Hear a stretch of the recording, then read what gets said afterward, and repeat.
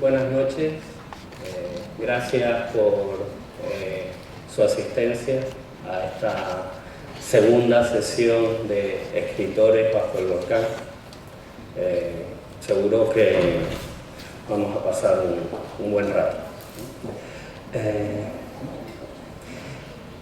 Leo. Llegué a hacerme escritor porque era un niño solitario que leía mucho y era inútil para todo lo demás. De pequeño intentaba mejorar los capítulos del Zorro que veía en televisión, o me inventaba historias en las que Bolívar y el indio Huaycaipuro eran superhéroes. Siempre digo que me hice escritor por descarte vital. Me crié en un barrio obrero en el Caribe y no sabía bailar. Eso allí te marca, te hace diferente. Así narra Juan Carlos Méndez Guedes su propio mito del escritor, de quien quiere hacer historia. También, en un breve ensayo, escrito allá por los años 90 en Caracas, y que lleva por título La resurrección de Sherezade, Juan Carlos Méndez Guedes escribe: esta mujer es la esencia de la voz escritural. De ella nace el encantamiento, con ella se acelera o se detiene la muerte. Sherezade resume la condición básica de la escritura narrativa: la conquista del lector mediante la seducción producida por el despliegue de la anécdota. A Juan Carlos, la figura del falsificador le resulta entrañable y no duda en hacerla suya, de alguna manera, en particular en la historia de Rafael Bolívar Coronado, quien escribió con 600 nombres de autores distintos e inventó antologías de poesía boliviana y costarricense. Juan Carlos acepta que estos azarosos desmanes marcan al conjunto de los escritores y también a él.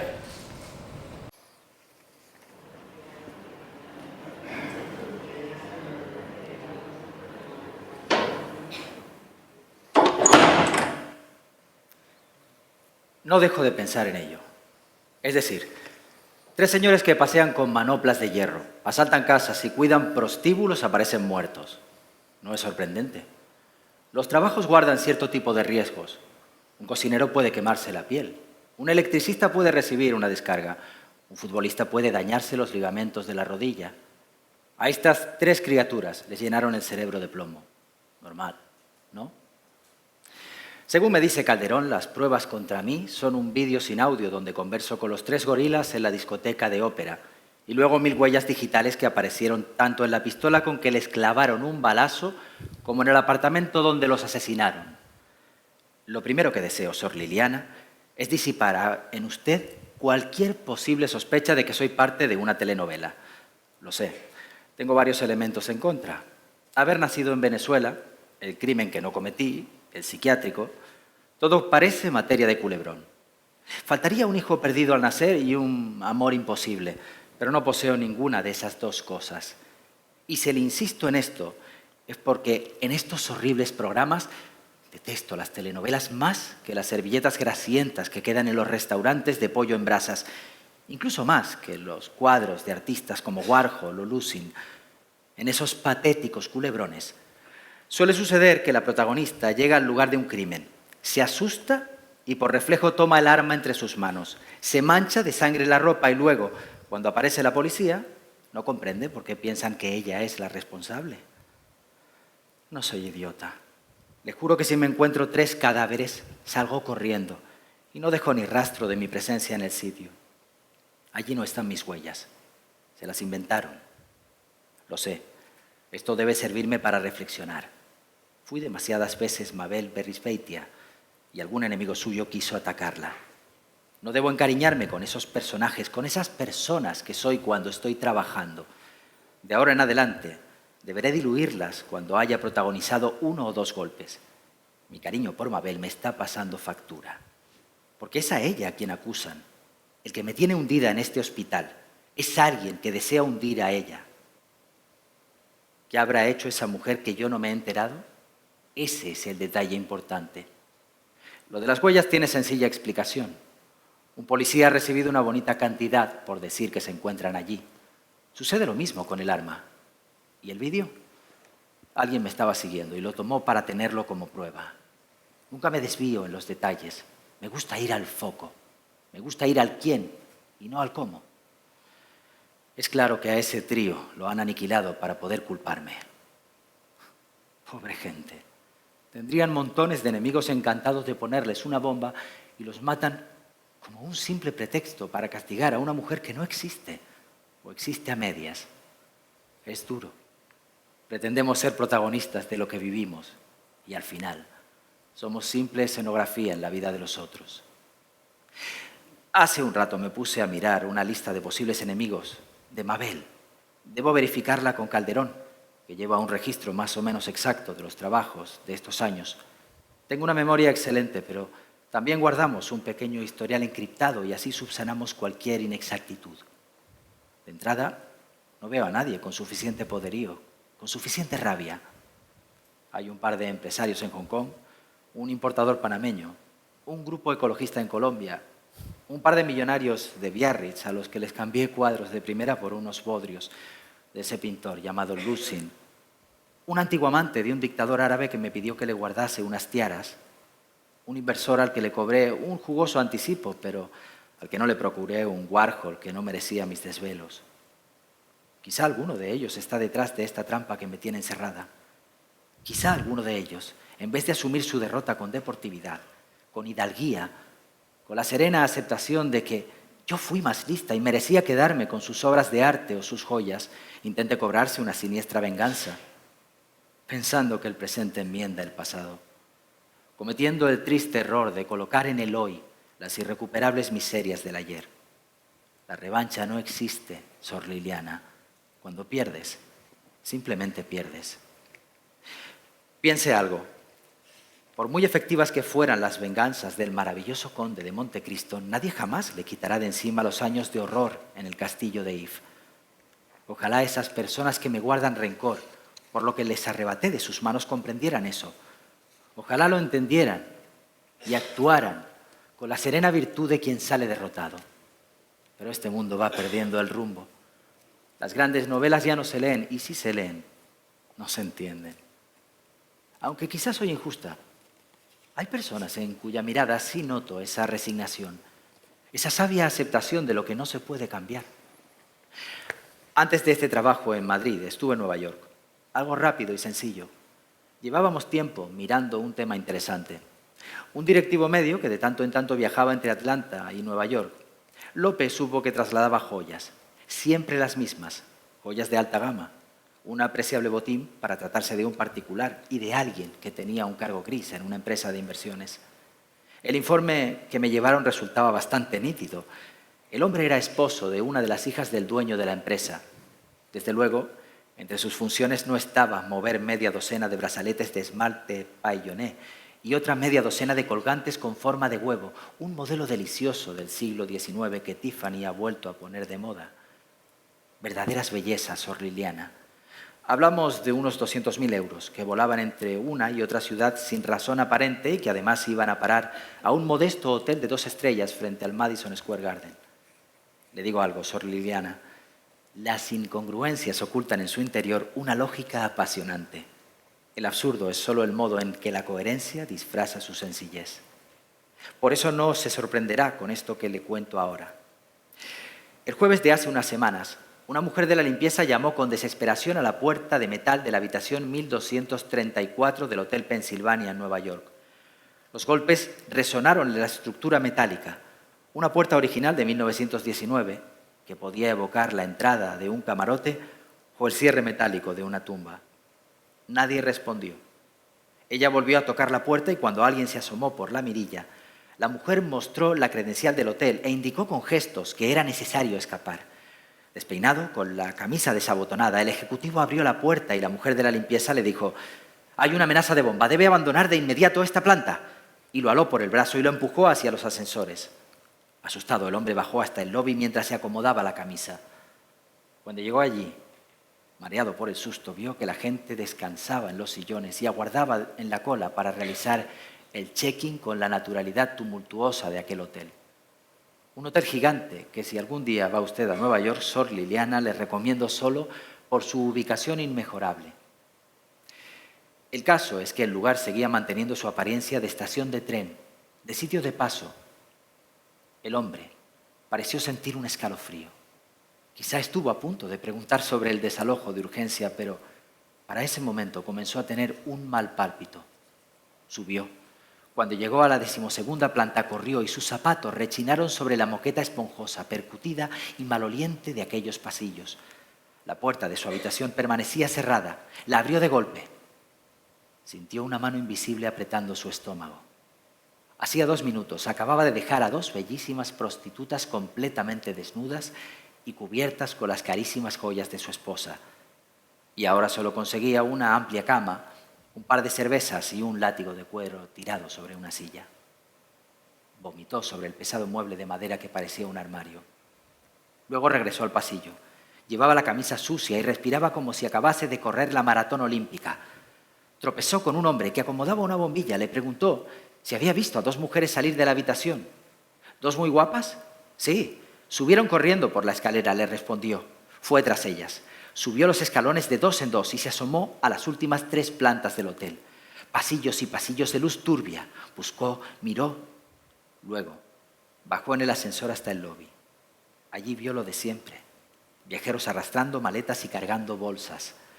Se detuvo junto a un cartel luminoso donde se indicaban las temperaturas del día.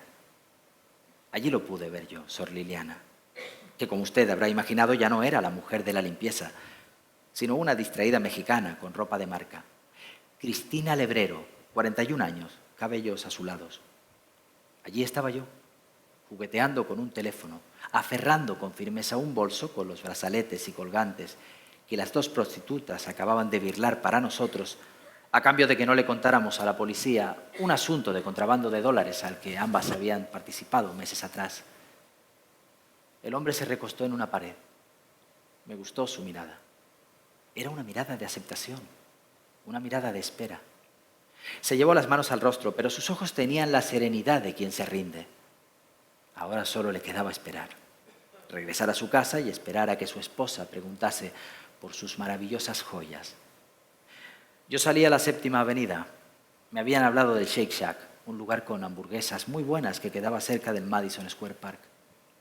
Cierto es que guardaba 200.000 euros en mi bolso, pero me gusta darme esos caprichos sencillos. Una no quiere olvidar su origen humilde, aunque a veces la vida le sonría. Me encontré a Calderón, que ya no era el señor que cambiaba bombillas en la planta 12 del Hotel Pensilvania, sino mi muy querido Calderón.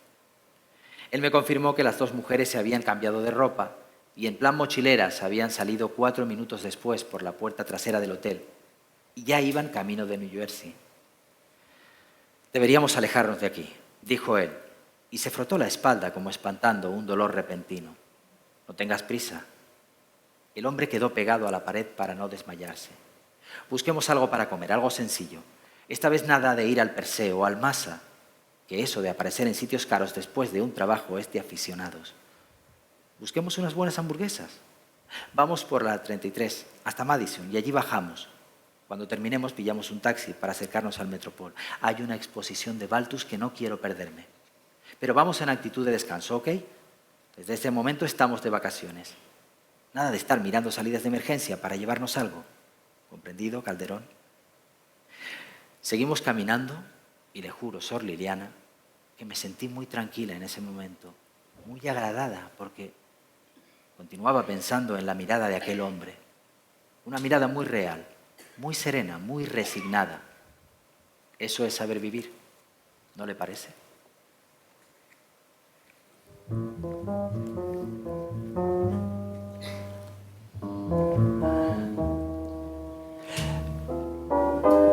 Javier Cercas ha escrito de sí mismo, allá en algún momento de su vida, lo siguiente.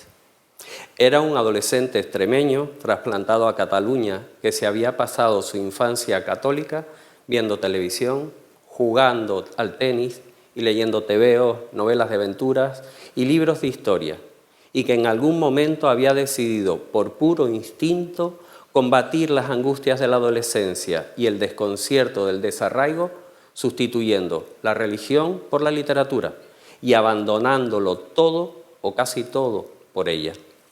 Soñar ser escritor era algo tan excepcional como soñar ser astronauta. Pero en medio de ese sueño llegó el maravilloso desorden de la lectura. En esa, vuelvo a la cita literal, periferia indocumentada de chaval de provincias. Javier Cercas afirma que uno solo sabe lo que quiere escribir cuando ya lo ha escrito. El destino de la escritura es transitar la escritura misma, ir a ciegas y sin concesiones, querer ser escritor estadounidense posmoderno y escribir una novela que es una novela sobre la guerra civil, que no es una novela sobre la guerra civil, y además tener con ella un enorme éxito, es decir, jugárselo todo en la escritura.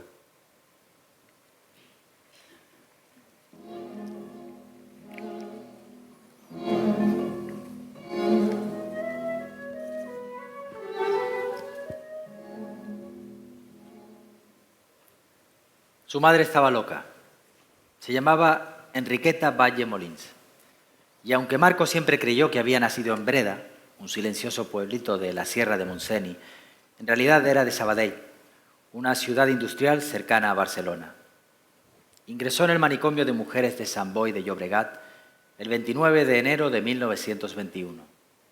Según el expediente que se conserva allí, 3 meses atrás se había separado de su marido, que la maltrataba. Según el expediente, durante ese intervalo se ganó la vida realizando labores domésticas de casa en casa. Tenía 32 años y estaba embarazada de 7 meses. Cuando los médicos la examinaron se sentía confusa, se contradecía, la acosaban ideas persecutorias. Su primer diagnóstico rezaba delirio de persecución con área degenerada. En 1930 lo cambiaron por demencia precoz, lo que ahora conocemos como esquizofrenia. En la primera página del expediente hay una foto de ella, quizá tomado el día de su ingreso. Muestra a una mujer de pelo negro y liso, de facciones muy marcadas, boca generosa y pómulos salientes. Sus ojos oscuros no miran a la cámara, pero toda ella irradia una belleza melancólica y sombría de heroína trágica. Viste un jersey negro de punto y se cubre la espalda, los hombros y el regazo con un chal que sostiene con sus manos a la altura del vientre, como si quisiera ocultar su inocultable embarazo o como si estuviera protegiendo a su hijo inminente. Esta mujer no sabe que no volverá a ver la calle y que el mundo acaba de abandonarla a su suerte, encerrándola para que se extravíe del todo en su locura. No hay forma menos dramática de decirlo. Durante los 35 años que la madre de Marco pasó en el manicomio, los médicos la examinaron apenas 25 veces. Lo normal era una visita al año, pero justo después de ingresarla transcurrieron 8 años sin visitas. Y el único tratamiento que le prescribieron consistió en obligarla a trabajar en la lavandería. Con buenos resultados, precisa uno de los médicos que la atendió. Hay muchas anotaciones como esta, aunque no todas son tan cínicas, todas son breves, distraídas y desoladoras. Al principio constatan el buen estado físico de la enferma, pero también su egocentrismo, sus alucinaciones, sobre todo sus alucinaciones auditivas, sus ocasionales exabruptos y violentos. Luego, poco a poco, el deterioro se vuelve también físico. Y hacia finales de los años 40, las anotaciones ya solo describen a una mujer postrada que ha perdido por completo el sentido de la orientación, la memoria y cualquier signo de su propia identidad, reducida a un estado catatónico. Murió el 23 de febrero de 1956, según el expediente, a consecuencia de un angor pectoris. Hasta el diagnóstico estaba equivocado. Nadie se muere de una angina de pecho. Lo más probable es que muriera de un infarto agudo de miocardio. Su madre dio a luz a Marco en el manicomio, según él, el 14 de abril. Esa es también la fecha que figura en su carnet de identidad y su pasaporte. Pero es una fecha falsa. Ahí empieza la ficción de Marco, el mismo día de su llegada a este mundo. En realidad, de acuerdo con el expediente de su madre y con su propia partida de nacimiento, Marco nació el 12 de abril, 2 días antes de lo que sostuvo a partir de determinado momento de su vida. ¿Por qué mintió entonces? ¿Por qué cambió las fechas? La respuesta es sencilla.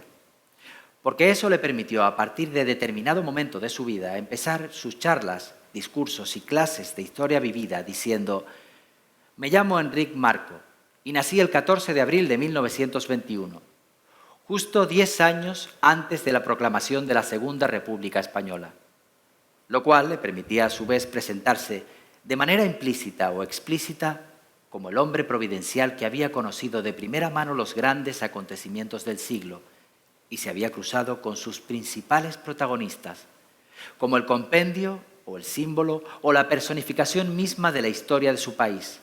Al fin y al cabo, su biografía individual era el reflejo exacto de la biografía colectiva de España. Marco sostiene que el propósito de su mentira era meramente didáctico. Es muy difícil no considerarlo, sin embargo, como una suerte de guiño al mundo, como una forma transparente de insinuar que, colocando su nacimiento en un día decisivo para la historia de su país, los cielos o el azar anunciaban que aquel hombre estaba destinado a ser decisivo en la historia de su país. Por el expediente del manicomio de Sant Boi sabemos todavía otra cosa, que al día siguiente de dar a luz, la madre de Marco vio cómo le arrebataban a su hijo y se lo entregaban a su esposo, el hombre de quien había oído porque la maltrataba, o porque ella decía que le maltrataba. ¿Volvió Marco a ver a su madre? Dice que sí. Dice que una hermana de su padre, la tía Caterina, que fue quien le dio el pecho porque había perdido un hijo pocas semanas antes de que él naciera, le llevaba a verla cuando era niño 1 o 2 veces al año. Dice que se acuerda muy bien de esas visitas. Dice que él y la tía Caterina esperaban en una sala de paredes desnudas y blancas junto a los familiares de otras enfermas a que saliera su madre. Dice que al cabo de un rato su madre salía de los lavaderos y que vestía la bata de listas azules y blancas y que nunca tenía la mirada fija, siempre perdida. Dice que él le daba un beso, pero que ella nunca se lo devolvía y que por lo general no le dirigía la palabra, ni a él, ni a su tía Caterina, ni a nadie. Dice que con frecuencia hablaba sola y que casi siempre hablaba de él, como si no le tuviera delante, como si le hubiese perdido. Dice que recuerda a su tía Caterina cuando él tenía 10 u 11 años, diciéndole a su madre mientras le señalaba: «Mira qué hijo tan guapo tienes, Enriqueta. Se llama Enrique, como tú». Y dice que recuerda a su madre estrujándose con fuerza las manos y contestando: «Sí, sí, este niño es muy guapo, pero no es mi hijo». Y dice que añadía, señalando a un niño de 2 o 3 años que correteaba por la sala: «Mi hijo debe de ser como aquel».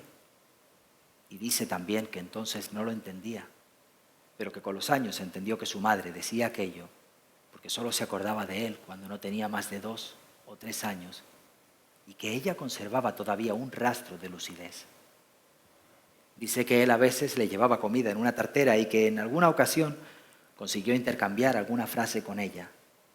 Dice que un día después de comer lo que le había llevado en la tartera, su madre le dijo que trabajaba mucho en la lavandería y que era un trabajo desagradable, pero que no le importaba, porque le habían dicho que si trabajaba mucho, le devolverían a su hijo. Dice que no recuerda cuando dejó de ver a su madre. Dice que probablemente cuando dejaron de llevarle sus tíos, quizá al llegar a la adolescencia, ya durante la guerra, quizá incluso antes. Dice que, sea como sea, no volvió a estar con ella. No volvió a sentir el menor deseo de verla. No le preocupó en absoluto, la olvidó por completo. Esto no es del todo cierto. Muchos años después, la primera mujer de Marco le contó a su hija Ana María que ella convenció a Marco para que fueran a ver a su madre al sanatorio cuando ya estaban casados. También le contó que la vieron un par de veces y que de esas visitas solo recordaba que la mujer desprendía un penetrante olor a lejía y que no reconoció a su hijo. Dice que sabe que murió a mediados de los años 50, pero que ni siquiera se acuerda de haber asistido a su entierro. Dice que ahora no entiende cómo pudo abandonarla en un manicomio durante más de 30 años y cómo pudo dejarla morir sola. Aunque añade que de esa época hay muchas cosas que no entiende. Dice que ahora piensa mucho en su madre, que a veces sueña con ella.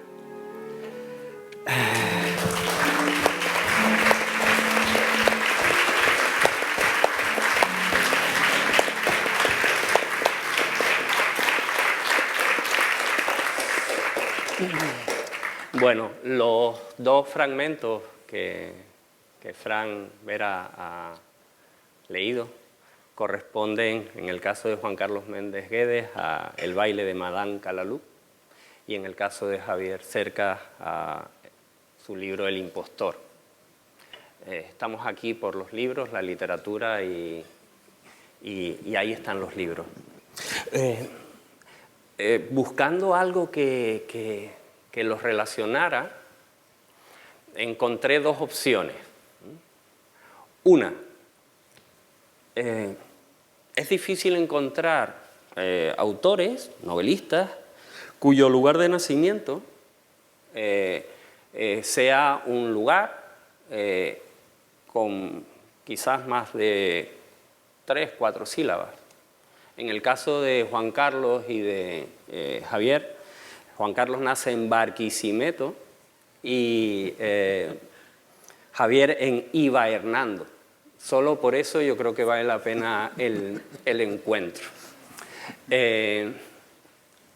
Lo otro que hallé es un libro. Un libro editado muy recientemente de Josep Solanes o José Solanes, psiquiatra catalán, está publicado en El Acantilado y se titula En tierra ajena. Son los ensayos de Josep Solanes. Solanes fue psiquiatra, nace en Tarragona, se exilia en primera instancia al sur de Francia y en el año 48-49 acaba en Caracas. Y de hecho llegó a ser presidente de la Sociedad Venezolana de Psiquiatría. Y en sus ensayos encontré esta idea. El exiliado es el paradigma del ser humano. Se considera a los exiliados como hombres por excelencia, y son muchos los pueblos que hacen remontar su linaje hasta algún real o fabuloso exiliado. Es decir, la sociedad rechaza a los que se desvían del modelo escogido para todos y, una vez ahuyentados, se declara que son ellos quienes nos representan a todos. El exilio, el rechazo como el fundamento del mito y de la escritura. Marcos como un exiliado de sí mismo quizás, el protagonista del impostor.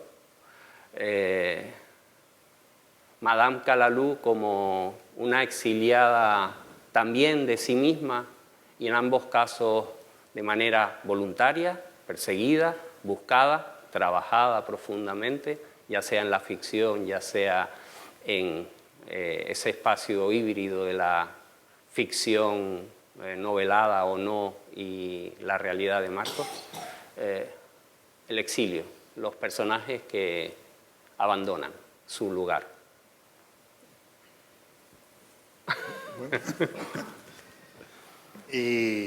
Bueno, primero que todo, buenas noches. Muchísimas gracias a la Fundación Caja Canarias por esta invitación, por esta posibilidad de estar en Tenerife, que es siempre para un venezolano una suerte de hermoso regreso, y la oportunidad de estar aquí con Javier, que hemos estado los últimos tiempos casi que por encontrarnos. Yo llegué a Caracas cuando él acababa de estar, y hace poco en La Rinconada yo me estaba yendo y estoy llegando en Sevilla. Así que bueno, Tenerife ha sido finalmente el lugar de la coincidencia, aunque los aeropuertos hoy lo trataron de poner un poco complicado, pero aquí estamos. Bueno, el exilio, es que, a ver, es una palabra que yo creo que tiene cierta complejidad, ¿no? Se ha cargado de una cierta cantidad de sentidos, como que se refieren específicamente al exilio no voluntario, político. Es una palabra que yo le veo ciertos riesgos a la hora de utilizar en determinados contextos, y sin embargo, sí, probablemente la condición primera de un escritor es de una suerte de exilio interior, en el sentido de que él se dedica a algo que socialmente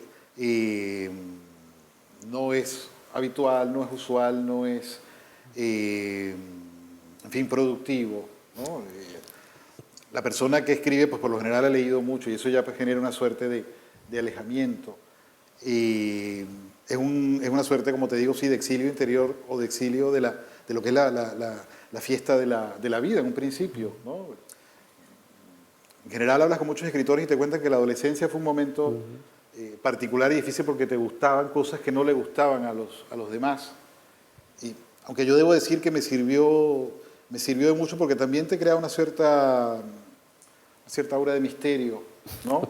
Y me sirvió para salvarme de los malos del instituto, porque recuerdo siempre una ocasión en la que llegó el malo con un balón de voleibol y me golpeó. Y una de las chicas que yo no conocía le dijo, no, a él no, que él escribe. Aquí va pasando Calza. Calza era un chico que no escribía. Espero que su vida no haya sido muy complicada, pero claro, ellos se fueron a por Calza, ¿no?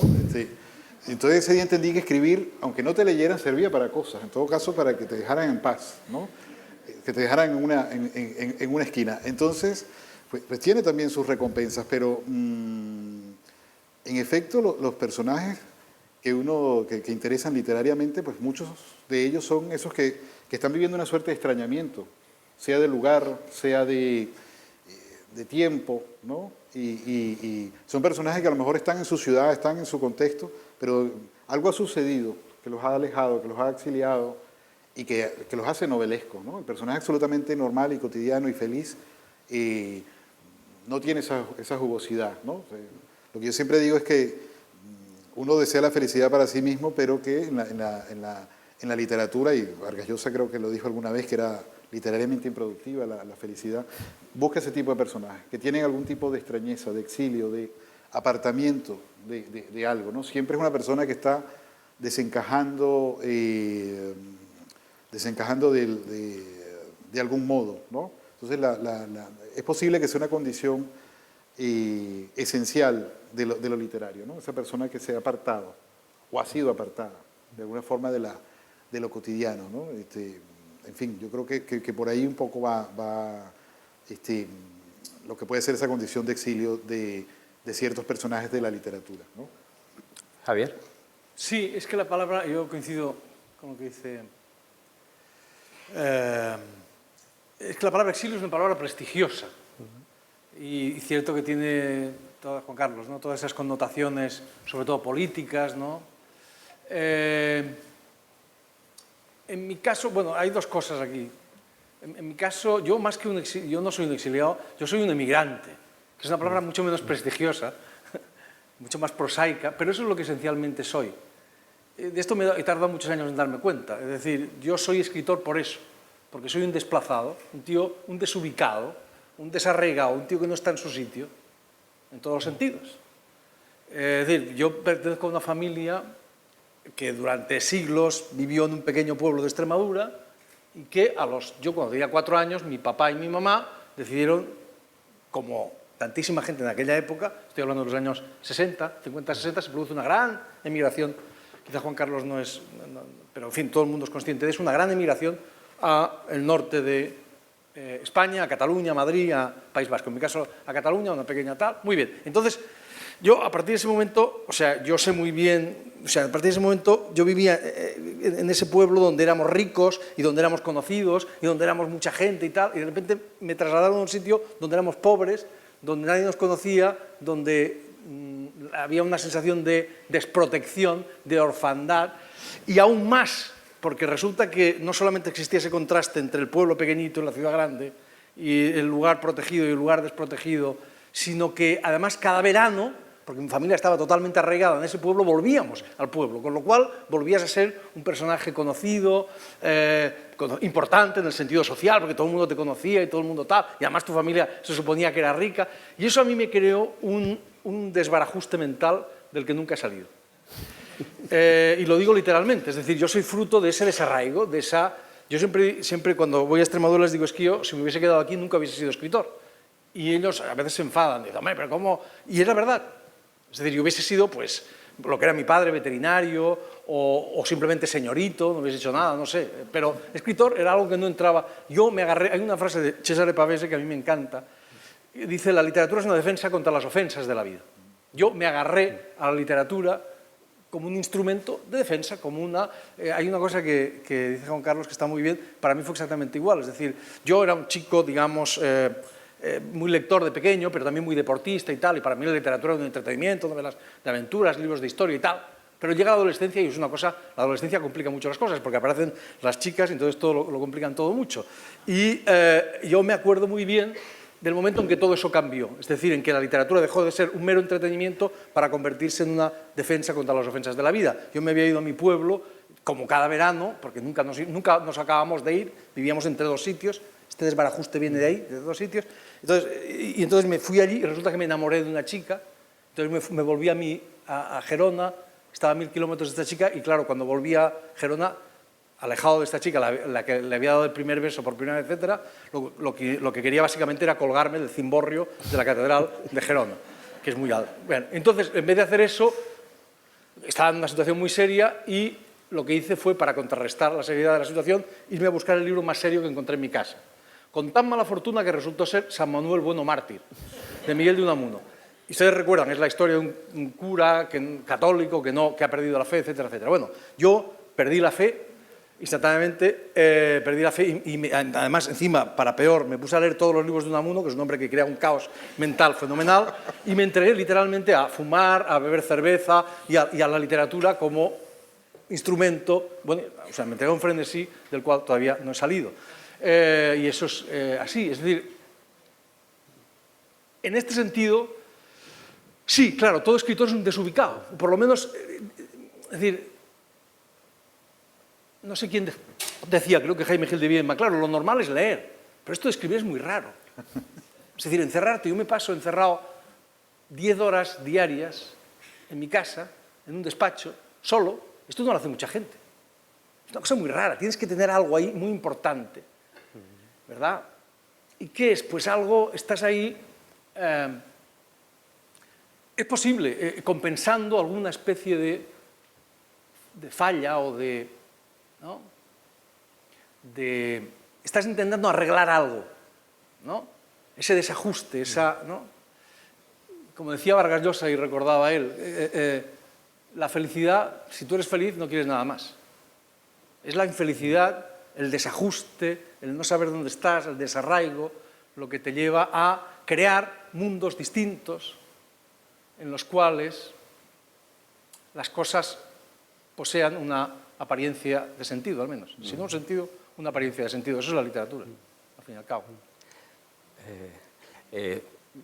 El empezar con su adolescencia tenía como intento de justificación, muy pobre por mi parte en cualquier caso, que hablaran desde la pasión sobre la literatura y desde la literatura, que me consta que para los dos es fundamental.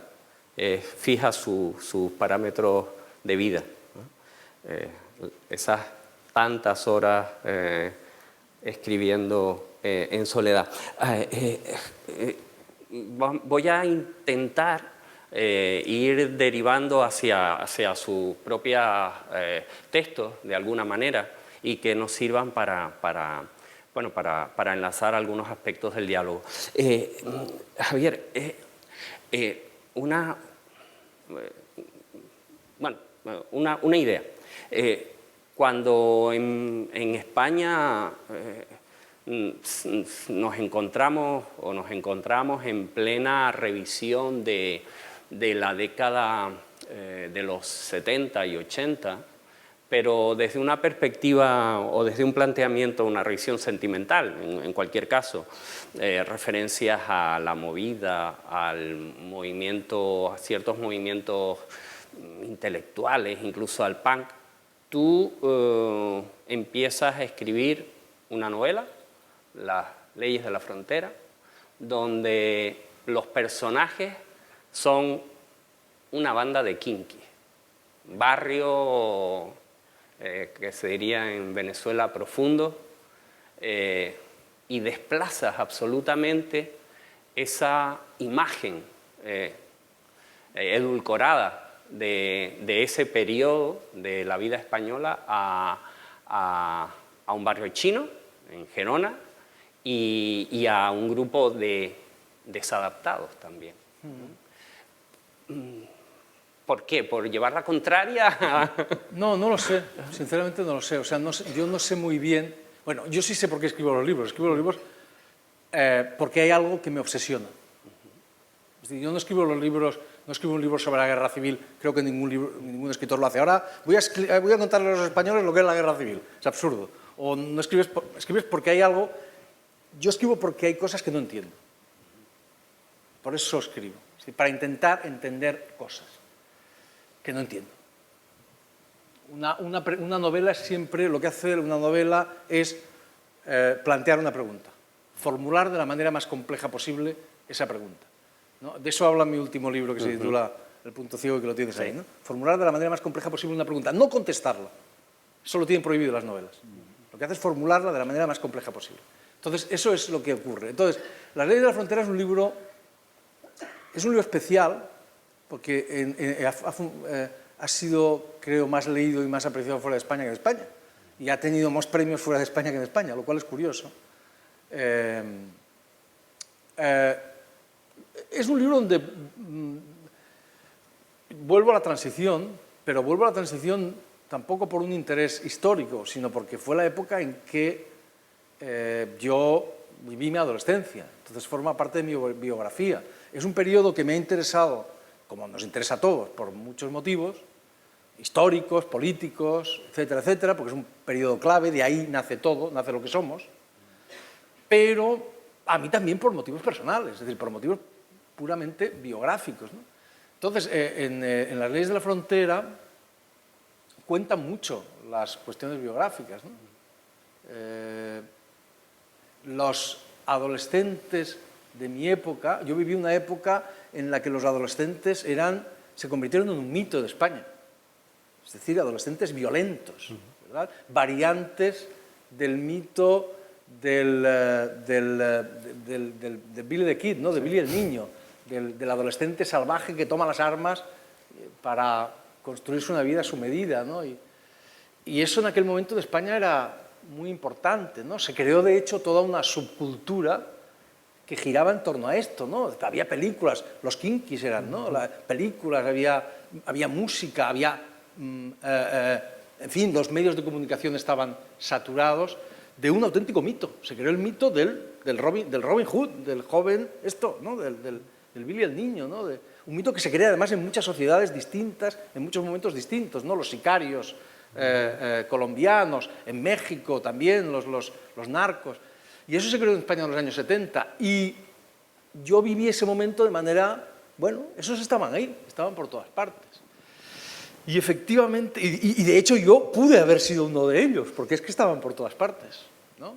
Esta historia, en realidad lo que cuenta el libro es la historia de un chaval como yo, un emigrante, que vive en la frontera de la ciudad, marcada por un río, y que un día cruza esa frontera y se integra, por un azar, que tiene que ver con el descubrimiento del sexo, y se integra en una banda de delincuentes.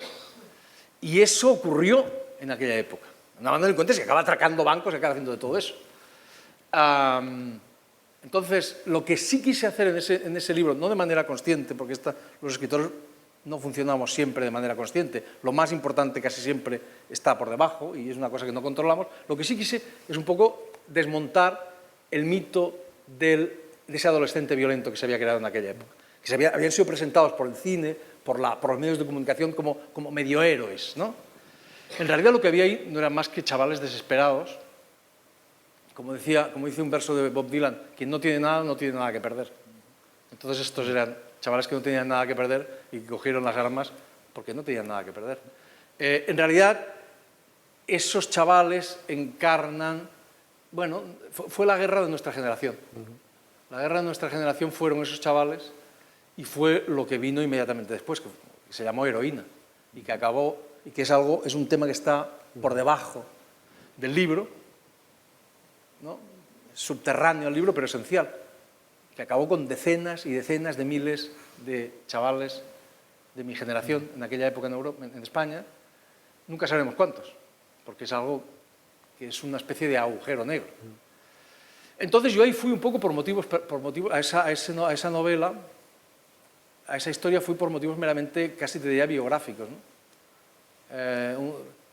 Todas las novelas son, bueno, todas las novelas con ficción, al menos, son un y si.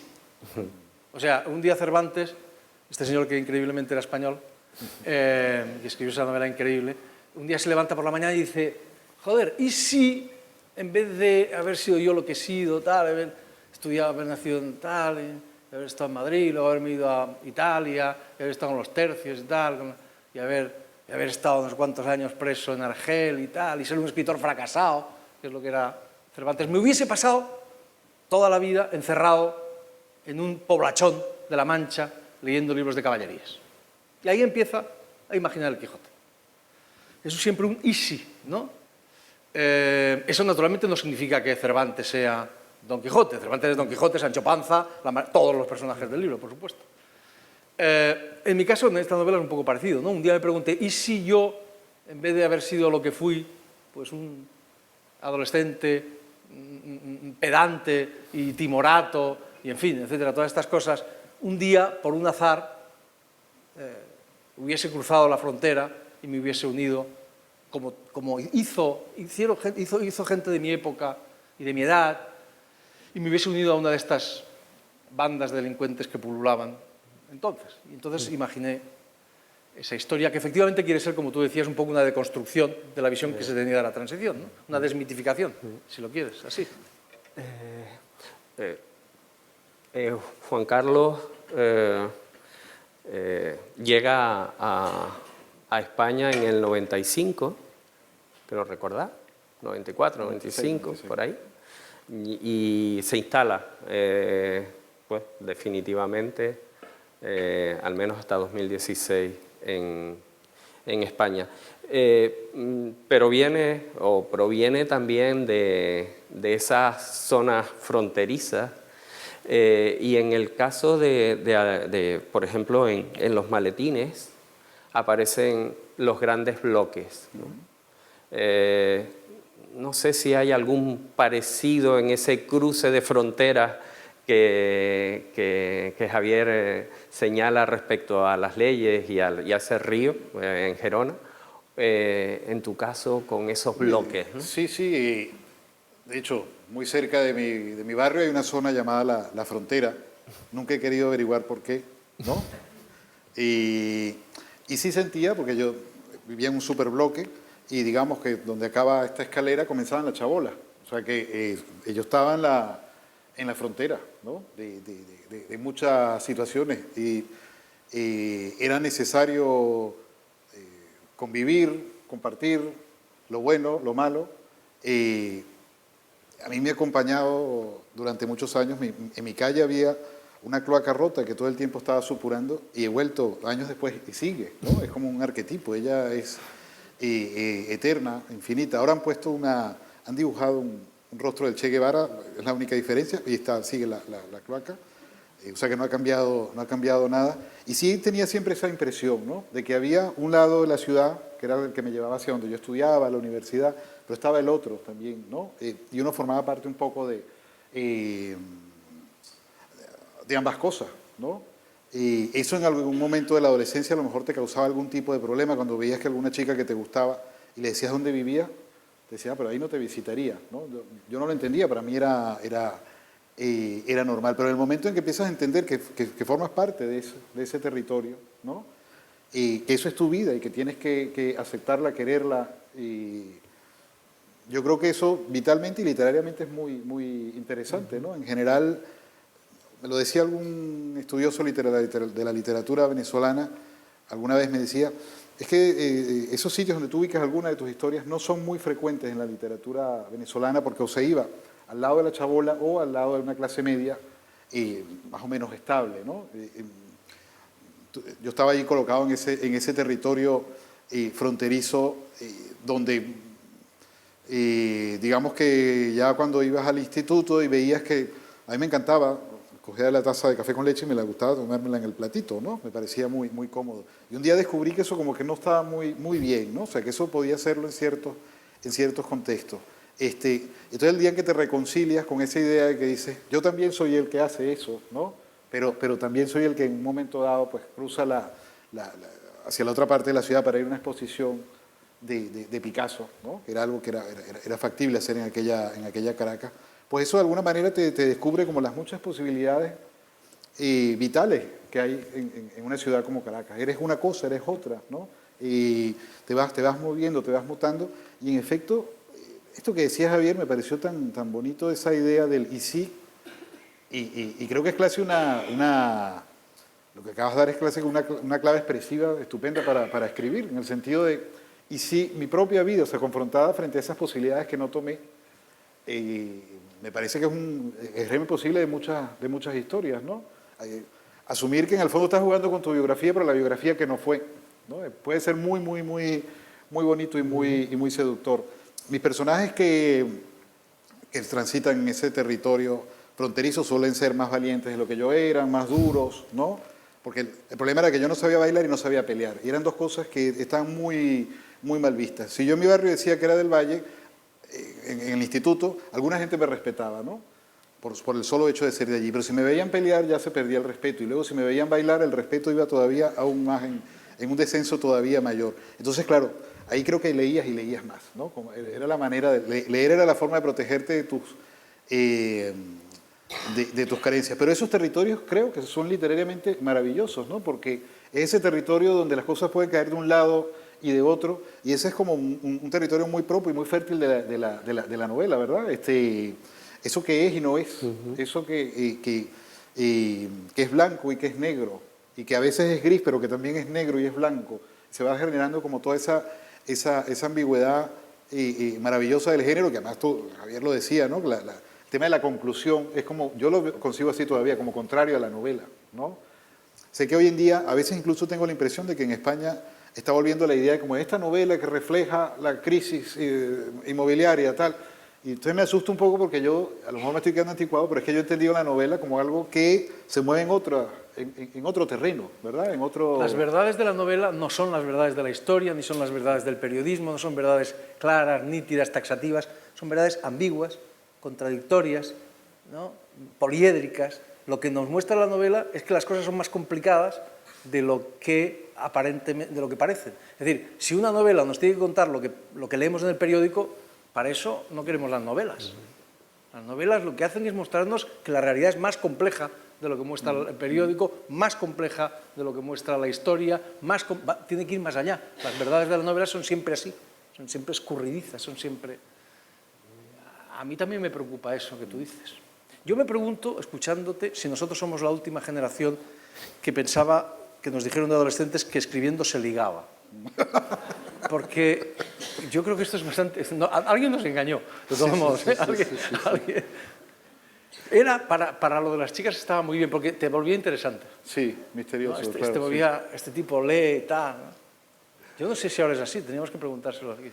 Sí. Pero también era que coincide con un momento que está el boom de la narrativa hispanoamericana, sí, en un gran esplendor. Ellos creo que sí ligaban, ¿no? Y ganaban. Dicen. Sí. De hecho, todavía ligan, parece. Claro.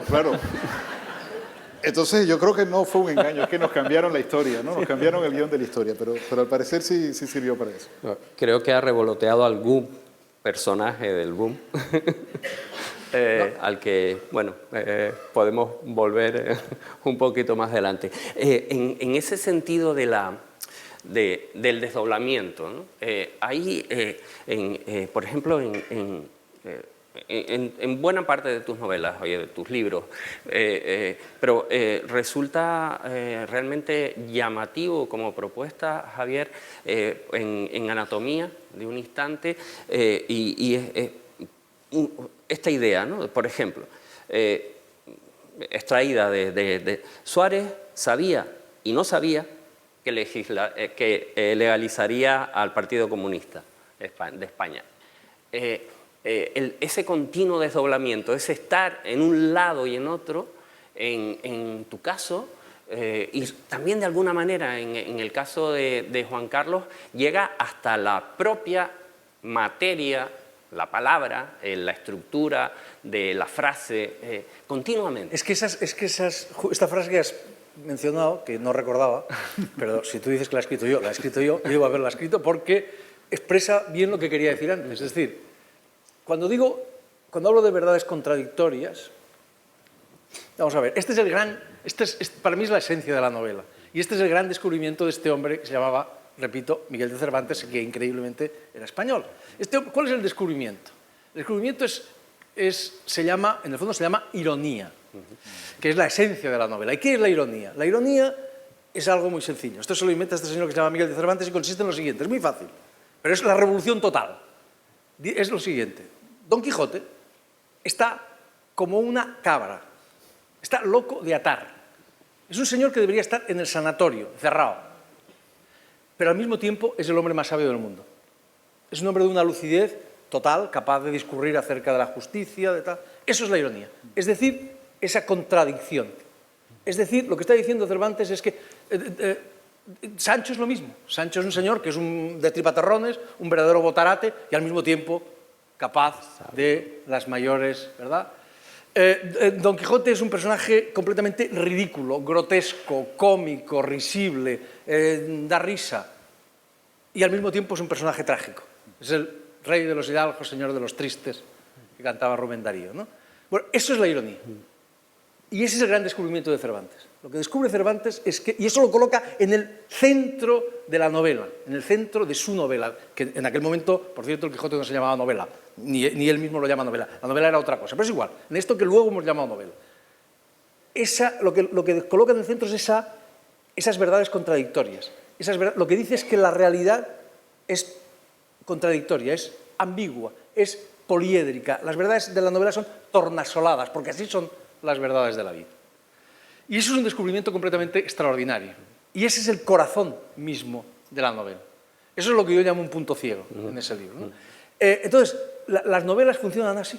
Las novelas, Suárez, que dice, sabía y no sabía que quería legalizar el Partido Comunista. Pues es así.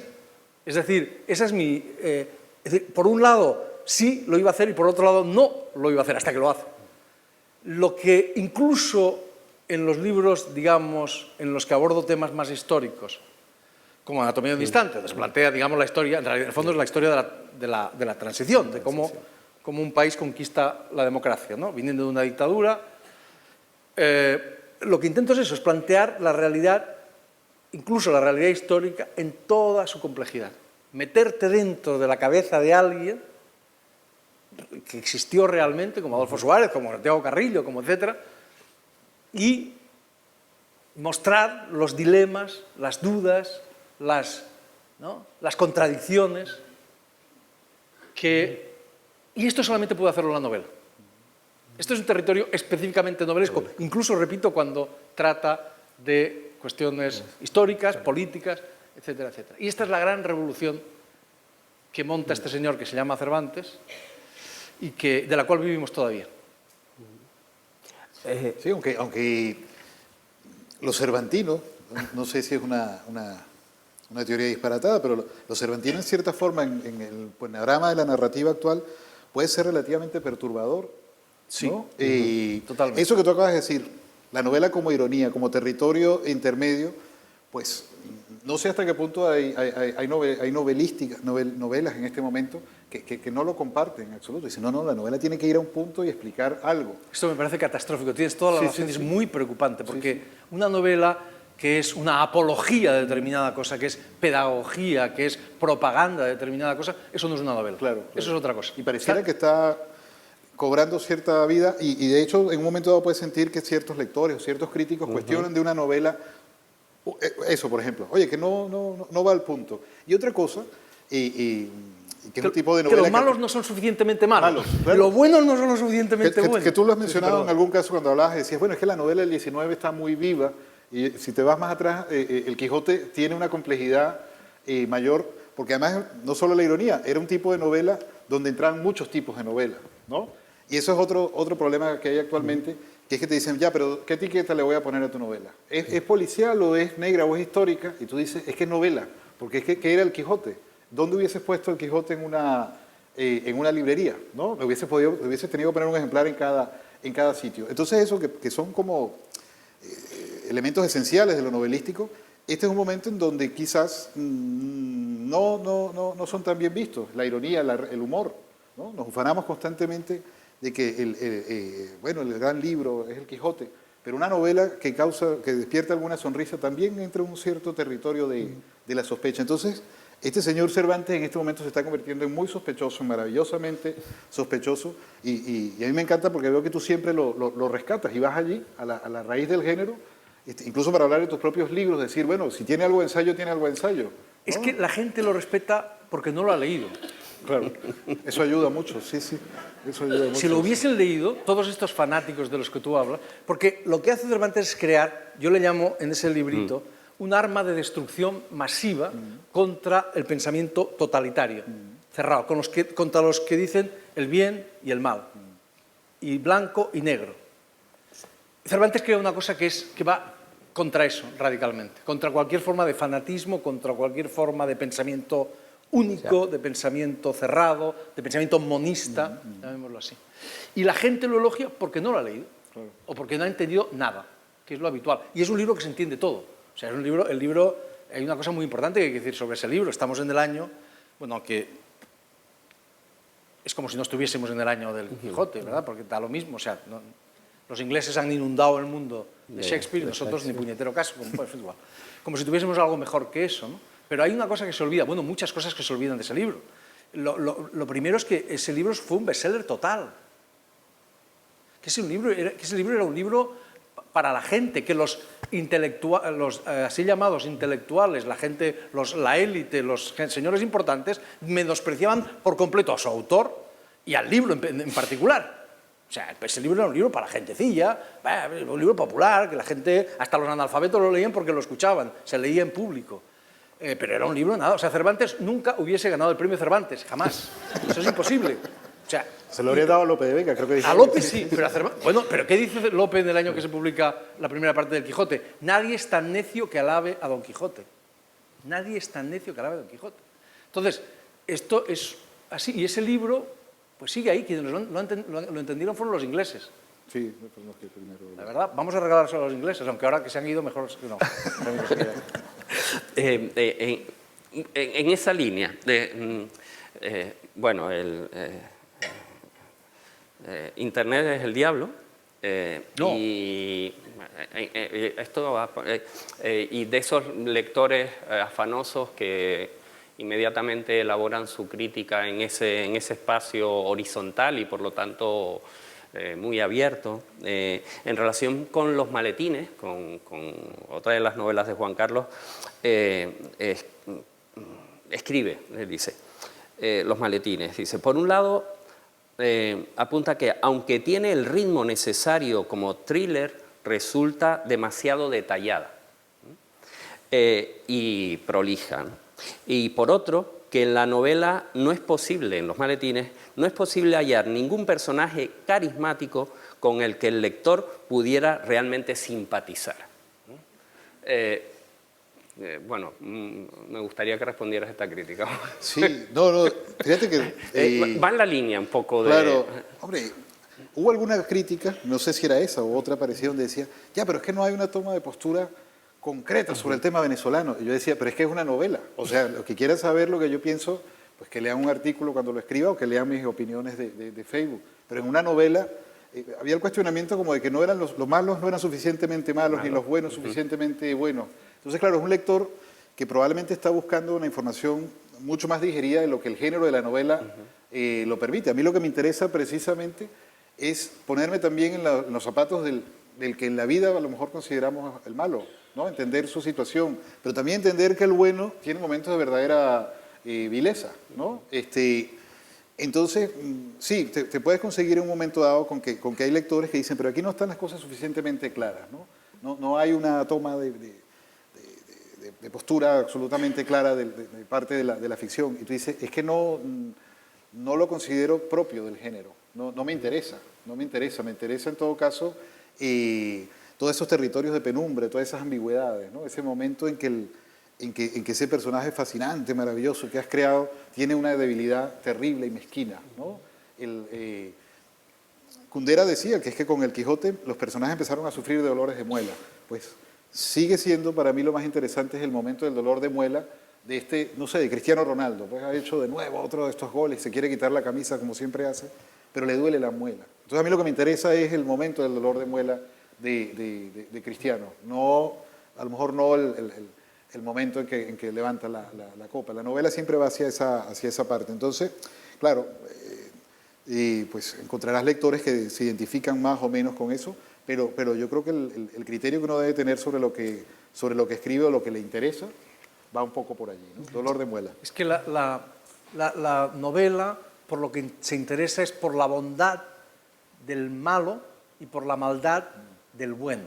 Tú has citado a Kundera. O sea, lo que hace la novela es, lo que debe hacer es mostrarnos la complejidad de lo real. No darnos las cosas como son, sino dar algo más. Tú mencionabas a Kundera. Kundera tiene una observación excelente sobre un libro. Ustedes, es igual, ¿no se acuerdan de un escritor que se llamaba Anatole France, muy importante? A principio de siglo le dieron el Nobel, bla, bla, bla, y muy olvidado hoy. Bueno, pues él reivindica una novela de Anatole France sobre la Revolución Francesa. Y dice, esta novela ha sido pésimamente leída en Francia. ¿Por qué? Porque, claro, la Revolución Francesa es un acontecimiento fundamental en la historia de Francia. Y entonces los lectores franceses lo que quieren es saber si Anatole France considera que Robespierre era un cabrón o no, era un libertador. Y eso es lo que quiere saber un lector francés y por tanto es lo que le exige. Y Kundera dice, pero eso no lo debe hacer la novela. La novela tiene prohibido ese tipo de cosas. Es decir, es lo que ocurre, lo que a veces nos ocurre a los escritores que tocamos temas, digamos, importantes en un país, ¿no? Digamos, en tu caso, Venezuela, en mi caso, la guerra civil, la transición. Vamos a ver, este Cercas, ¿qué dice? ¿Que los fascistas no eran tan malos como eran? ¿O que los republicanos no eran tan buenos? ¿O qué quiere? O sea, lo que pide el lector, que no sabe leer novelas, el lector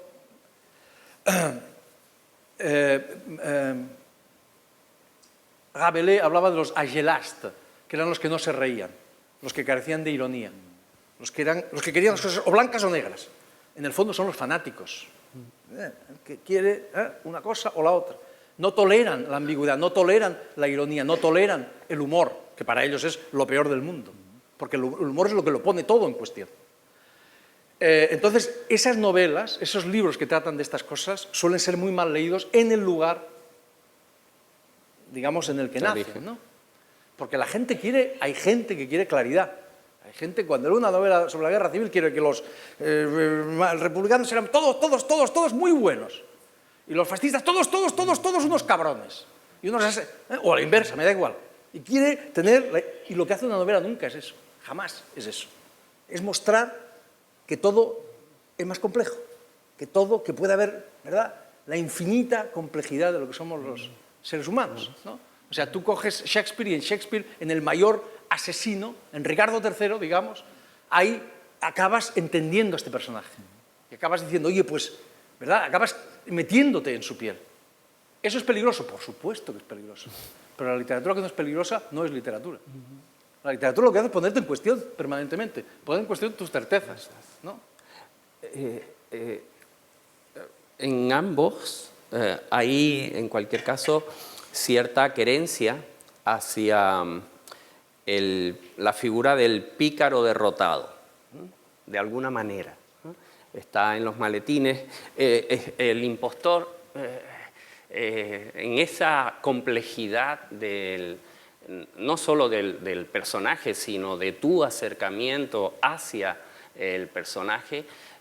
Sin embargo, hay, desde mi modesto punto de vista, una querencia al pícaro derrotado, y eso es tradición española, quizá. El vincularse, el identificarse con el personaje pícaro, pero que acaba en una posición incómoda al menos. Pero el identificarte no es... Yo no sé la palabra pícaro, bueno, Pero el identificarte no es una tradición española, es la necesidad de la literatura. Es decir, lo que hace el escritor es comprender. Comprender no significa justificar. O sea, lo que hace un escritor es intentar comprender toda la complejidad de lo humano. O sea, en el fondo lo que pretende la literatura es hacer como una especie de cartografía de lo que somos los seres humanos. Y entonces hay que comprenderlo todo. Todo significa todo. Empezando por el mal, ¿no? Y hay que meterse allí. Y por eso yo soy un tipo bastante pasado de moda. Porque yo por eso creo en la enorme utilidad de la literatura.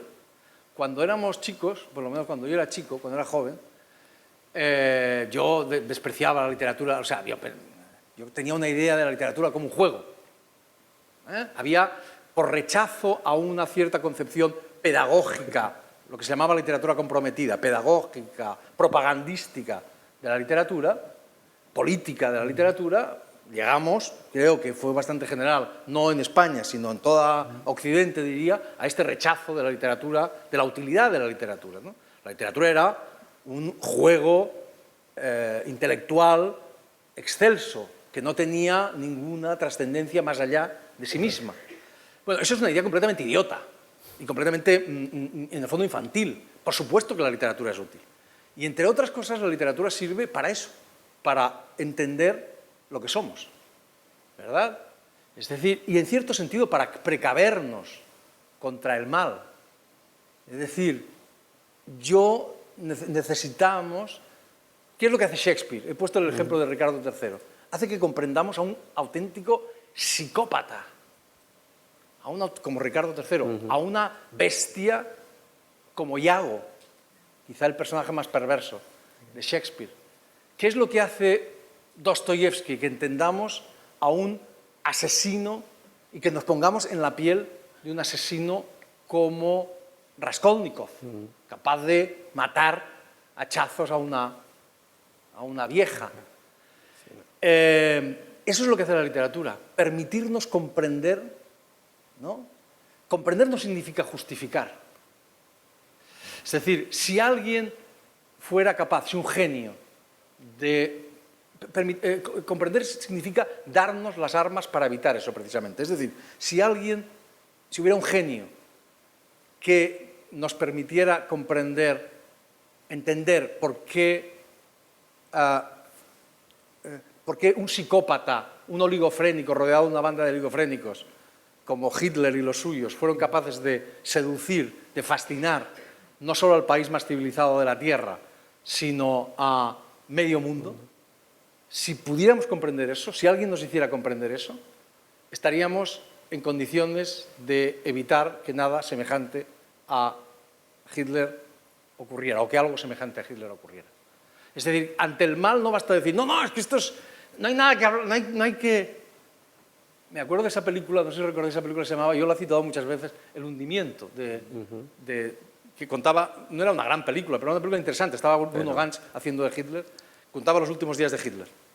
Y entonces, en torno a esa película se organizó una polémica, sobre todo en Alemania, porque decían sus detractores que presentaba un Hitler humano. Y que no había que presentar a un Hitler humano. Que Hitler era un monstruo y ya está. Y que eso ya era una forma como de justificar a Hitler o de preparar el camino para su justificación. Claro, esa es una visión completamente absurda e infantil de lo que tiene que ser el pensamiento, de lo que tiene que ser la literatura. Porque por supuesto que Hitler era humano. Ese es el problema. Que era humano, que no era un extraterrestre, que vino de no se sabe dónde, ¿verdad?, con una nave espacial. Claro que era humano, y su secretaria decía que era muy simpático y muy respetuoso, y su mujer le quería, y era muy cariñosito con su perrita Blondie. Ese era el problema, que era humano, y necesitamos entenderlo. Porque si no lo entiendes, no tienes armas con que combatirlo. Y la literatura, en este sentido, a mí me parece un arma fundamental para combatir, ¿no?, para combatir lo peor de lo que somos también, ¿no? Porque nos da los instrumentos. Es una comprensión desde o a partir de la novela, de lo literario, como crisol o como múltiples espejos en juego. Juan Carlos. Sí, ¿no? Y yo lo ampliaría a la ficción, ¿no? Por supuesto, la novela, tenemos que hablar de novela porque hacemos novelas, ¿no? Pero hablaría de la ficción y estaba recordando, claro, cuando comentabas eso, en mi adolescencia venezolana, un día iba con un amigo en lo que llamamos allí un porpuesto, un tipo de transporte público, y íbamos justificando algún acto bárbaro que había sucedido en alguna parte del mundo. Teníamos 18 años y uno a esa edad, pues en fin, las hormonas te ponen muy, muy tonto. Y entonces íbamos justificando algo y él, creo que mi amigo dijo, bueno, a ver cuando tenemos al fin aquí una guerra de liberación nacional o algo así. Y se volteó la señora que estaba delante de nosotros, era una señora española, y con una cara de inmenso dolor, dijo, hijos, no sabéis de qué estáis hablando, no sabéis lo que es una guerra, unos hermanos enfrentados a otros. La señora nos cayó muy mal en ese momento, por favor, pero si estamos aquí, ¿cómo nos va a venir ella a decir esto? Y años después yo veo, o en esos años veo la película esta, Las bicicletas son para el verano, ¿no?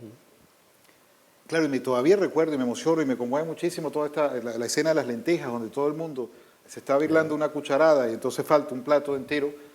Y yo comprendí, uno, lo que eran las guerras, o creí comprenderlo a través de esa ficción, comprendí a esa señora, ¿no? La cual en aquel momento no le había prestado atención. Entonces sí, en efecto, las ficciones en un momento dado te dan una comprensión de lo humano que a lo mejor no te dan los datos, que a lo mejor no te dan...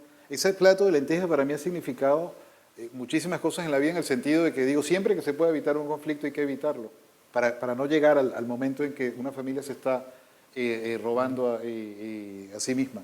Entonces sí, es verdad que hay que tener un profundo respeto por la ficción, porque allí se llega a través del detalle a momentos de comprensión que a lo mejor pues, no te da otros discursos que también son importantes, ¿no? Pero desde luego los libros de historia que yo había leído no me habían servido como me sirvió ver esa película para entender a esta señora que aquel día llena de dolor, imagínense ustedes, para que ella se viera obligada a decirle a dos adolescentes idiotas aquello, ¿cuánto dolor no habría? ¿No? ¿De qué me estaría hablando ella en ese momento? Y lo pude entender gracias a una ficción.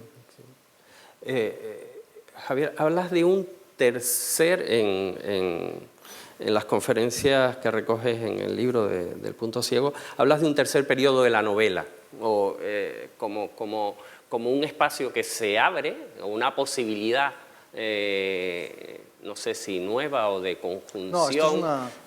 o es... Bueno, o sea, vamos a ver. Sí, no, yo hablo de tres tiempos de la novela. Es decir, me ha encantado lo que ha dicho Juan Carlos porque, efectivamente, la novela...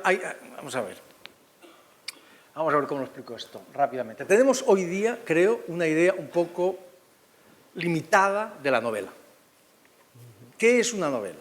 Una novela es una ficción en prosa en la que se narra un drama o una serie de dramas de la manera más rápida y más eficaz posible. Eso es básicamente una novela.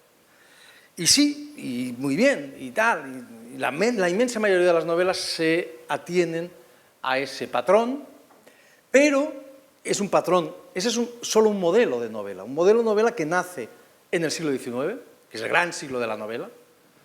El gran siglo de la novela es el siglo en el que la novela se consolida como género literario. La novela es un género que no existe, no es un género clásico, la novela hace muy poco tiempo que existe como género serio. Bueno, lo que pasa es que antes del siglo XIX hay otro tipo de novela que es digamos que ese tipo de novela de la novela del XIX es como una carrera de bicicletas, ¿no? Hay que ir rápido, pam, llegar, todo cuadra, todo perfecto, muy bien. Antes de ese momento hay un primer momento de la novela que es lo que podríamos llamar la novela primitiva, que es la novela de Cervantes. Es decir, ¿cómo le podríamos llamar la novela cocido? Cocido. O sea, la novela banquete con muchos platos. La idea que tiene Cervantes de la novela es totalmente distinta. Es un sitio donde es un saco donde cabe todo, ¿verdad? Como decía alguien, creo que Baroja. Es decir, en Cervantes lo que te encuentras es la novela cocido en el sentido de que tú lo puedes meter, cocido se dice aquí también, ¿no? Bueno, pues tú puedes meter de todo, carne, verdura, sopa, garbanzos, legumbres, todo. Y eso es lo que hace Cervantes. Es una novela completamente libre. Es decir, en el Quijote encuentras de todo, ¿no? Desde novela picaresca, todos los tipos de ficción novelesca de su época, más discursos judiciales, más historia, más etcétera, etcétera, etcétera, más poemas, más... ¿no? Esa es la novela anterior al XIX. Eso es lo que imitan los que entienden el Quijote, que no son los españoles, porque los españoles no le hacemos ni puñetero caso al Quijote, son los ingleses y algunos franceses, como Diderot, por ejemplo, quienes hacen caso, quienes imitan a Cervantes al Quijote, siglo y medio después de que se publique ese libro. Es algo increíble. Y entonces esa novela anterior es una novela libérrima, es una novela, ¿verdad?, donde cabe todo, es una novela donde no hay preocupaciones estructurales, donde los géneros, es una novela que lo devora todo, es una especie de monstruo omnívoro que se come todo lo que hay por ahí. Bueno, mi ideal de novela es un tercer tiempo que combine de algún modo los dos anteriores, es decir, una novela en la que todos los géneros quepan, en la que participe, son las novelas que he intentado escribir yo, que participen del periodismo, de la historia, del ensayo, de la biografía, etcétera, etcétera, etcétera, que acojan esos diversos géneros, que a veces ni siquiera son ficción, esas novelas, porque ¿quién ha dicho que la novela tiene que ser ficción? ¿Todo el mundo? Pues yo digo lo contrario. Es decir, Cervantes, la primera lección de Cervantes es: hagan ustedes lo que les dé la gana. Esa es la principal lección de Cervantes. Esa es la principal, que no sé si hemos sido fieles a ella. Hagan lo que les dé la gana. Aquello que tiene que funcionar, lo demás da lo mismo. Y esto es una revolución total, inmensa. Entonces, que combine esa libertad total, esa mezcla de géneros del primer tiempo de la novela, con el rigor estructural con el que todo tiene que cuadrar, ¿verdad?, del segundo tiempo de la novela. Y desde este punto de vista, por eso hablo de un tercer tiempo, y desde este punto de vista, contra los que creen que la novela ha muerto, yo lo que creo es que la novela es un bebé que está en pañales y que podemos hacer con ella muchísimas cosas que todavía no hemos hecho. Ahora, lo que no podemos hacer es conformarnos con repetir una y otra vez el modelo de la novela del siglo XIX, porque entonces eso, bueno, en fin, no digo que eso esté muerto, ni siquiera digo que esté muerto eso. Hay novelistas que operan de esa manera y algunos muy buenos, y hay está muy bien. Pero digo, esa no es la única forma de escribir novelas, ni tenemos por qué resignarnos a ese patrón. Un autor que en algunas tú mencionas y me consta también, que es Juan Carlos Coetzee, ¿no? John Coetzee. Coetzee, que se desliza hacia ese, y me consta que los dos la han leído a Coetzee muy detenidamente. ¿Ejemplificaría? Sí. Ese... Estamos hablando de un señor que se llama Coetzee, que es el premio Nobel Sudáfrica. Lo que pasa es que se pronuncia Coetzee. Sí, es que hay unos cuantos autores por ahí que están trabajando en esa dirección. Es decir, cuyas obras participan de géneros distintos, cuyas obras, por ejemplo, en algunos casos prescinden de la ficción, y son novelas sin ficción, o narrativa sin ficción, pues eso, cuyas obras son ensayo, pero también son autobiografía, pero también son biografía, pero también son historia, ¿no? Es decir, desde diversas perspectivas hay escritores, el propio Kundera, que mencionábamos antes, y Coetzee para mí es un gran ejemplo de un escritor que está en ese tercer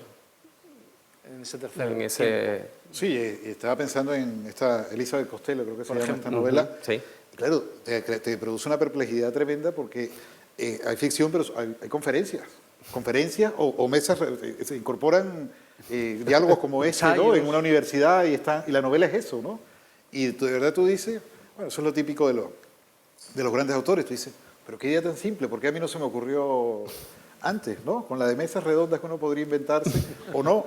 Y es verdad que hay que, lo que comenta Javier, o sea, la lección de Cervantes es haz lo que te dé la gana, ¿no? Ni siquiera es hazlo como yo, ¿no?, sino es hazlo como en tu tiempo, que es un poco lo que tú estás planteando, es, bueno, adecuarlo a tu tiempo, porque él trabajaba con la novela bizantina, la novela morisca, la novela pastoril.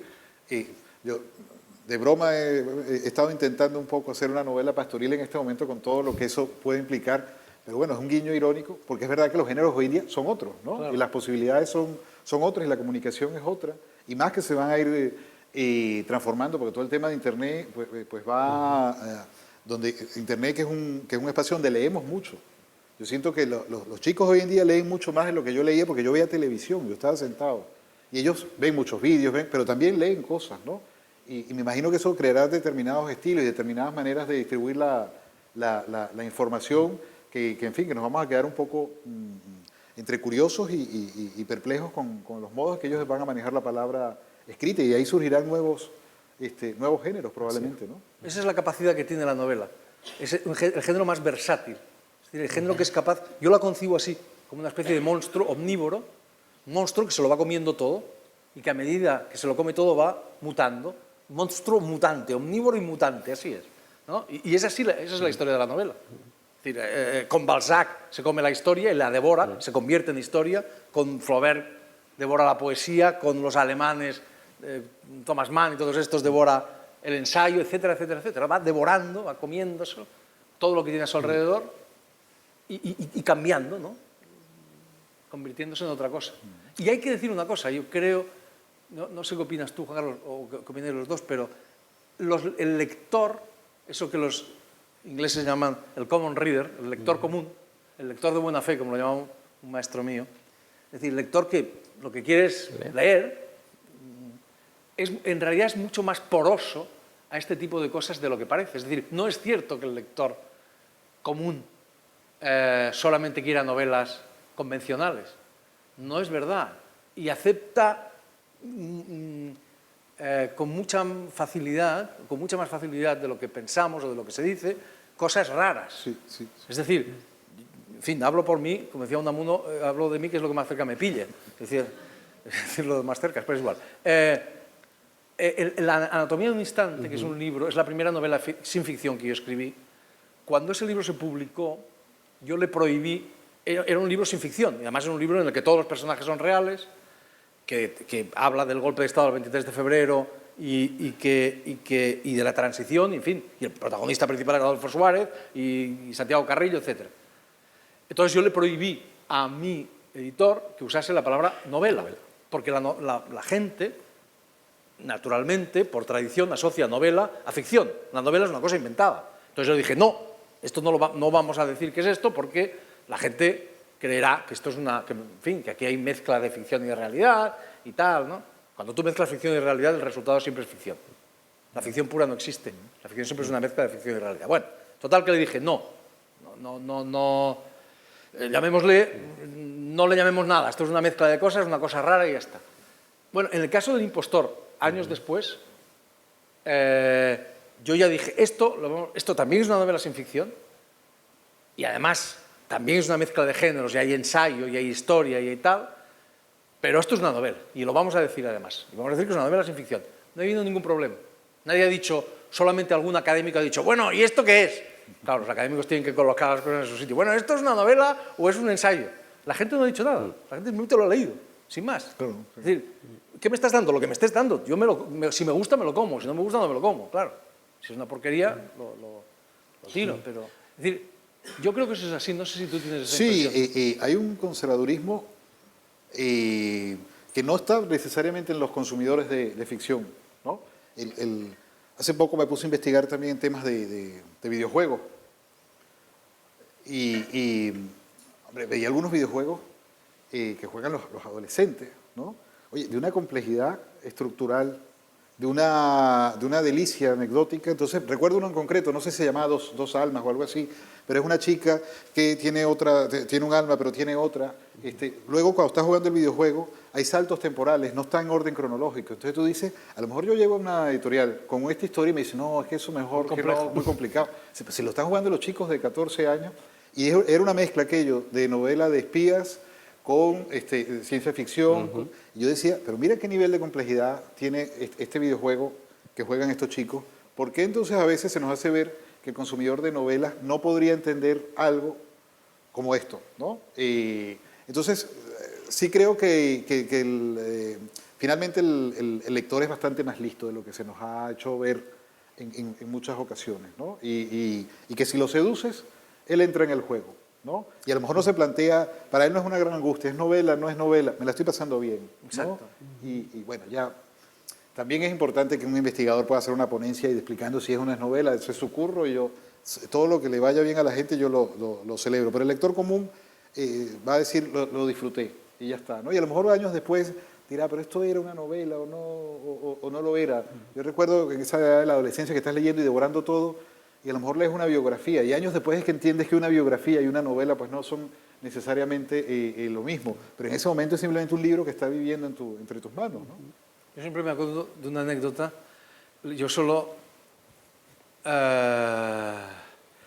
no sé si puedo decir el nombre, pero creo que sí puedo. Bueno, un editor muy importante. En realidad era José Manuel Lara. Pero bueno, creo que a estas alturas puedo decirlo. Yo solamente le vi una vez y hablé con él una ocasión, nada más, porque acababa de publicarse Soldados de Salamina, que era un libro, antes de Soldados de Salamina, yo no había publicado muchos libros, pero solamente los leía mi mamá y alguna de mis hermanas. Lo cual no quiere decir que fueran necesariamente malos. Algunos incluso ahora dicen que eran los mejores, pero bueno, es igual, está lo mismo. El caso es que no los leía nadie y de repente un libro aparecido porque sí, sin un premio literario, sin nada, aparecido de la nada, resulta que se convirtió en un bestseller. Y entonces me encuentro a este hombre en una cosa, me dice, tú eres cerca, ven para acá, ven para acá. Me coge y me dice, mira, chaval, si a mí me viene un comercial o un editor y me dice que tiene un libro cuyo protagonista es un facha y que es una mezcla de ensayo, de historia, de biografía y no sé qué, no sé cuánto, y que lo va a convertir en que esto va a ser un bestseller, yo lo cojo y lo tiro por el balcón. Eso es lo que hago. Es decir, era totalmente imprevisible que un libro así, y en cambio funcionó. ¿Por qué? Pues no se sabe. En realidad, los editores nunca saben, ¿verdad? Ni los escritores sabemos qué libro va... Y tampoco significa que un libro que tiene más lectores es mejor que otro, eso por supuesto. Sobra decirlo, ¿no? Ya es hora fuera de horario infantil y entonces nos podemos permitir, y de hecho les invito a si alguien quiere preguntar, comentar entre ustedes, a Juan Carlos y a Javier, por allí.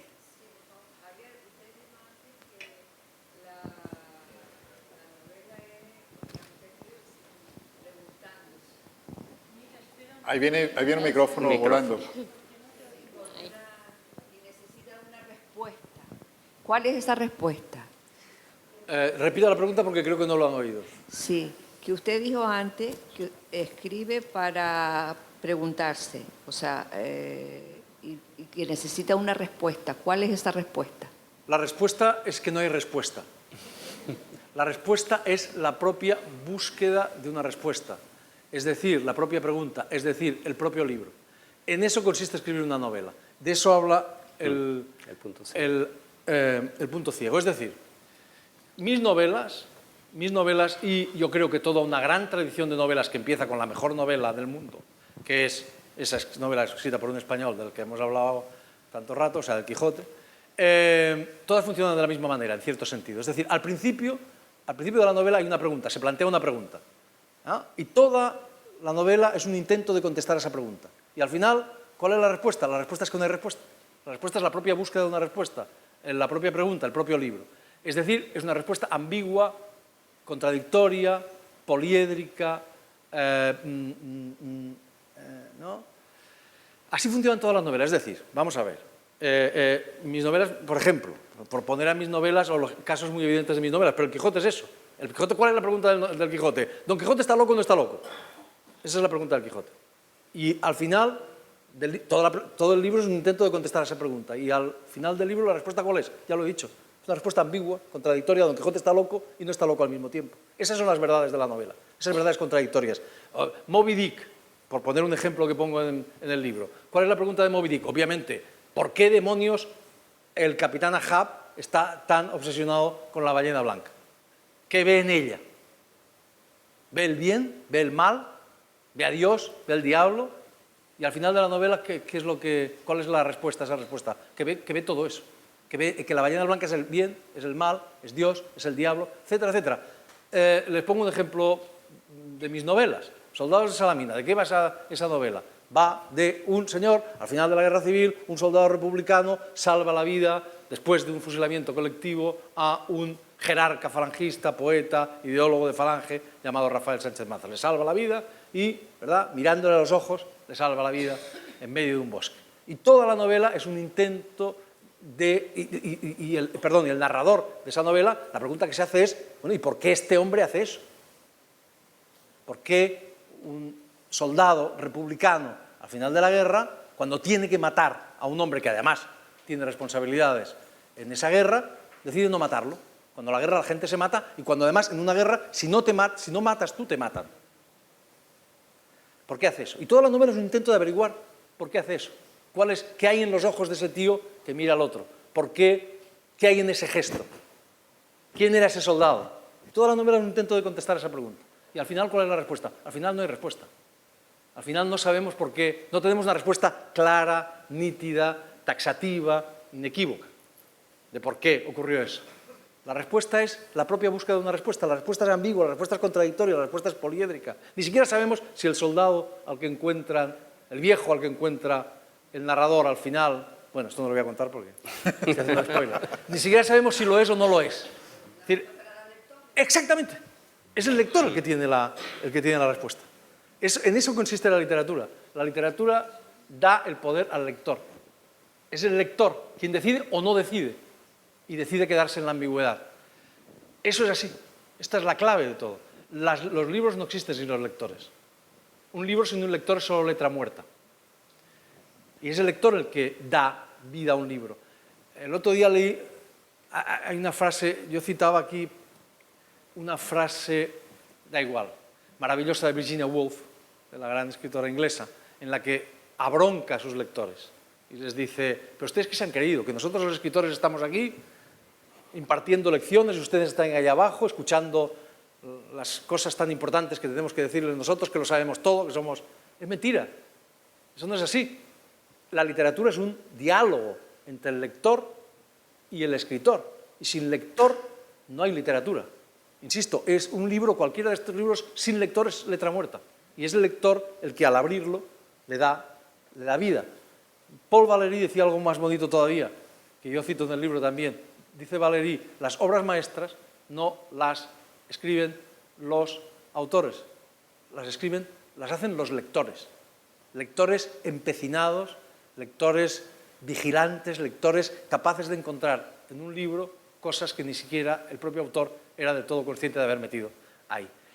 Es la ambigüedad, el espacio, la ambigüedad es el espacio que el autor le da al lector para que convierta ese libro en suyo. Sin ambigüedad, sin esas verdades poliédricas, sin ese punto ciego del que yo hablo, sin eso no hay literatura. Sin eso solo hay lo contrario de la literatura, que es propaganda, pedagogía. De la literatura se aprende muchísimo siempre que no quiera ser pedagógica. Esa es la paradoja de la literatura. Por allí siempre hay no quiere enseñar. otra... Hola, buenas noches. Bueno, yo la verdad que quería confesarle, me agrada que haya acabado hablando de que en realidad la literatura es un diálogo entre lectores y autores, porque esto es lo que estamos haciendo ahora, estamos de alguna manera haciendo eso.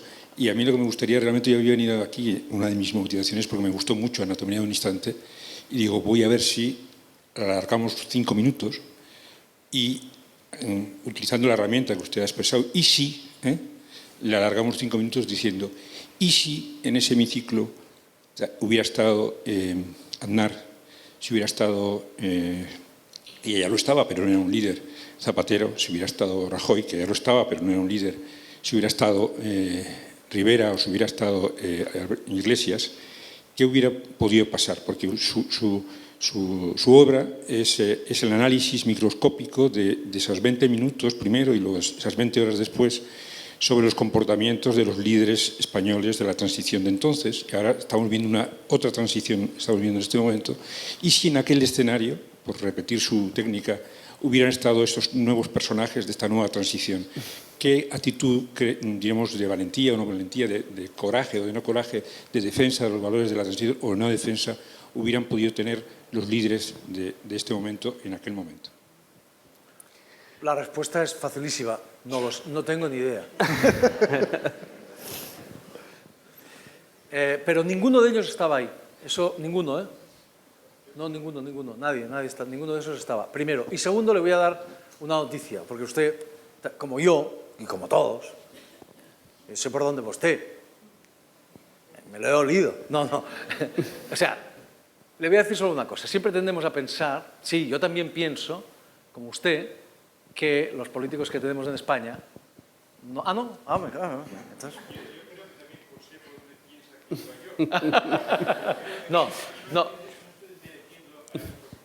No, tenemos tendencia, es normal, pero yo le voy a decir solo una cosa, Cuando Adolfo Suárez fue elegido presidente del gobierno, a lo mejor usted lo recuerda porque ya...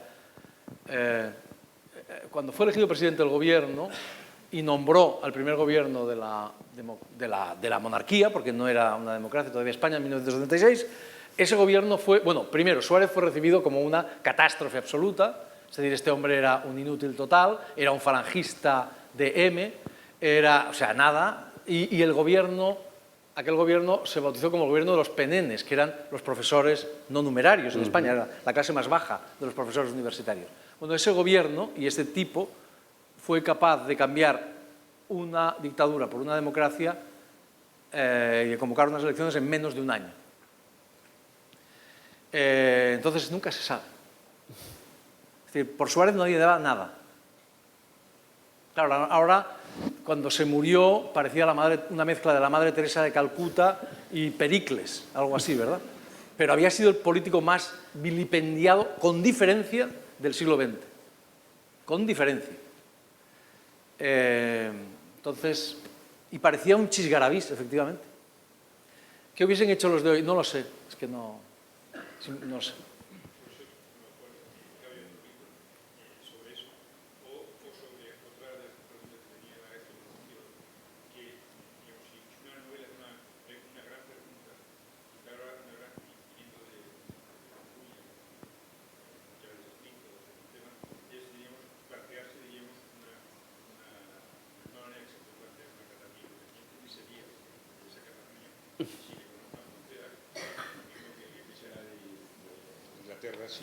Si plantamos otra adelante, ¿no?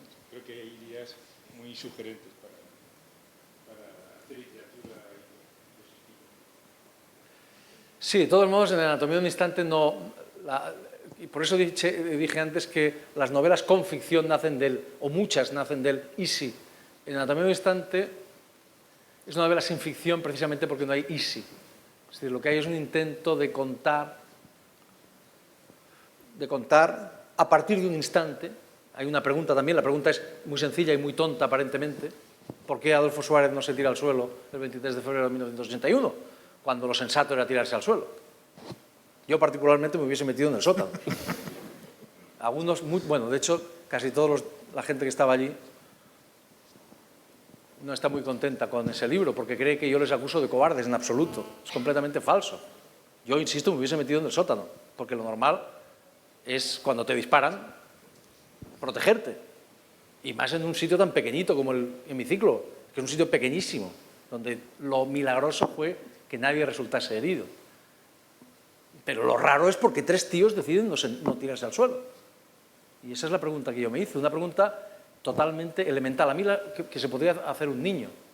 Se podría haber hecho un niño. A mí las preguntas que más me gustan son las que se hacen los niños. ¿Por qué las manzanas no se caen para abajo? O sea, en vez de caerse para arriba, se caen para abajo. Esa pregunta Newton le sacó bastante partido, ¿no? Pues mi pregunta en ese caso también era muy elemental. ¿Por qué esos 3 tipos no se caen al suelo? Entonces, a partir de ese momento, a partir de ese instante, lo que intento es contar no qué es lo que hubiese ocurrido, sí, sino qué es lo que ocurrió.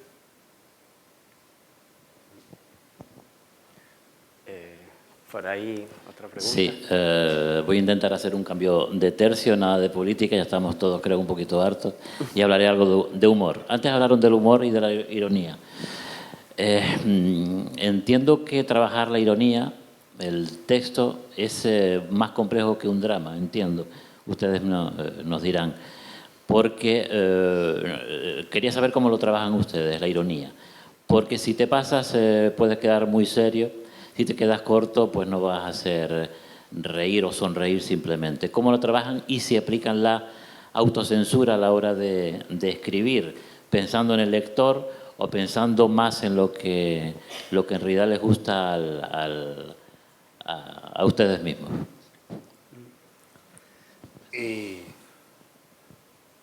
Hay un tema interesante con el humor, que nos encanta y lo reivindicamos. Yo tengo la duda de si el humor envejece antes que el drama. Me da la impresión de que a veces necesita más notas de pie de página. Sin embargo, no puedo dejar de perpetrarlo o de intentar perpetrarlo. Pero es verdad que a veces hay como ciertos juegos irónicos que se han perdido en el tiempo, ¿no? Y que necesitas allí que alguien haga la acotación. Eso es una duda neurótica que no he resuelto, ¿no? No tengo la respuesta. Pero yo digamos que lo que sucede es que el tipo de personajes que trabajo pues suelen tener de por sí una visión irónica. Entonces, al entrar en su visión, que es lo que hace un escritor, pues surge esa especie de ironía, que creo que es una forma de salvación ante la realidad, porque la realidad pues puede ser muy enfática, y la novela creo que debe huir del énfasis, ¿no? Lo enfático lo veo en otros discursos. Entonces, en cambio, lo irónico pues hace que las cosas sean y no sean, y que una mujer se enamore y no se enamore de otro personaje, y que entonces eso tenga algún sentido diferente. Entonces, digamos que el trabajo, en relación a tu pregunta, es trato de que el personaje tenga una visión de cierta ironía y cierta distancia ante el mundo, y entonces ese humor, si surge de manera natural. Lo que pasa es que es muy difícil luego de medirlo, porque a diferencia de un dramaturgo, de un director de cine que verá la reacción de la gente, el escritor nunca sabe si en efecto produjo el efecto que pretendía, ¿no? Yo vi un caso muy dramático en teatro, un señor que dirigió una obra de Tennessee Williams, ahora no recuerdo cuál era. Les puedo asegurar que no era una comedia, y la gente se rió ese día, ¿no? Pero muchísimo, y hasta lo felicitaban, le decían, no me he reído tanto en la vida. Y yo digo, por suerte los novelistas no sufrimos eso, ¿no? Si no logramos el efecto, simplemente pues no nos dirán nada, ¿no? ¿Alguna cuestión? ¿Animarse?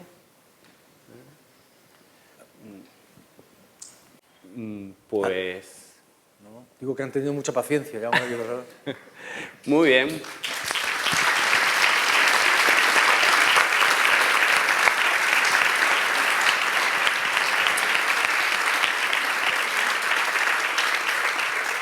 Muchas gracias por su presencia. Creo que ha sido una buena noche. Todos nos vamos con una sonrisa y algunas ideas. Buenas noches. Muchas gracias. Gracias.